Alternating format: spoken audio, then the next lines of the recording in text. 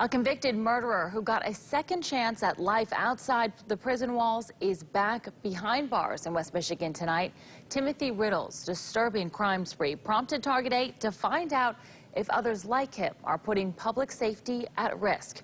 Target 8 investigator Susan Samples reports the state says the vast majority of so-called juvenile lifers have done well after being released. Timothy Riddle was sentenced to life in prison at 15 years old for beating a Wayne County woman to death during a robbery. But he was released after 28 years in prison when the U.S. Supreme Court ruled mandatory life sentences for juveniles unconstitutional. Since he got off parole in 2019, Riddle has been in and out of county jails, arrested 8 times for shoplifting, larceny, assault. A middle-of-the-night standoff at a small-town gas station in Berry County. This is where Timothy Riddle's crime spree ended early Thursday morning.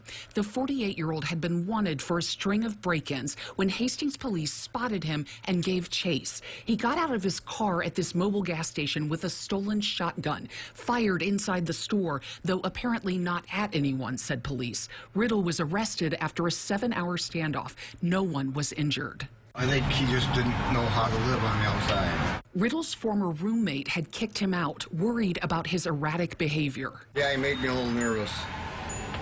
I wasn't sure what he was capable of. He did spend decades in prison. He did go in there as a child, and those things create trauma. Jose Burgos doesn't know Timothy Riddle, but he does know what it's like to try to live on the outside after doing decades in prison for a crime committed as a teen.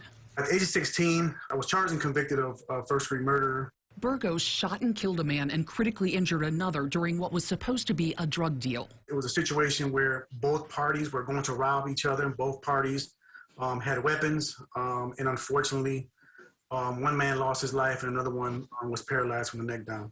Burgos did 27 years before his release after the Supreme Court declared mandatory life sentences for juveniles unconstitutional. He's been out nearly 3 years and works at the State Appellate Defender's Office, helping other juvenile lifers re-enter society. We had a former juvenile lifer who spent over 40-something years in prison, graduated from the University of Michigan with a master's degree in social work.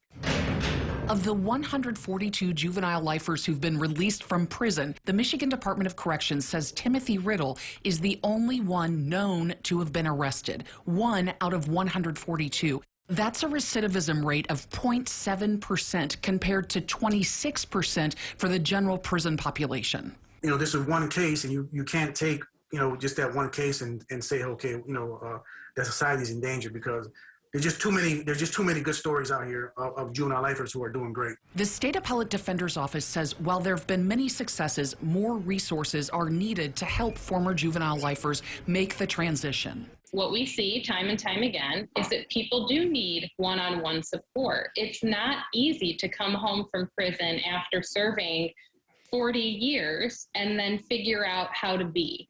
As for Timothy Riddle, it's not clear why he returned to crime. The DOC says while on parole, Riddle took roughly 80 drug tests, with 3 coming back positive, 1 for marijuana and 2 for methamphetamine. For now, he's in jail on a $500,000 bond, and if convicted, faces up to 4 years in prison. I'm Target 8 investigator Susan Samples.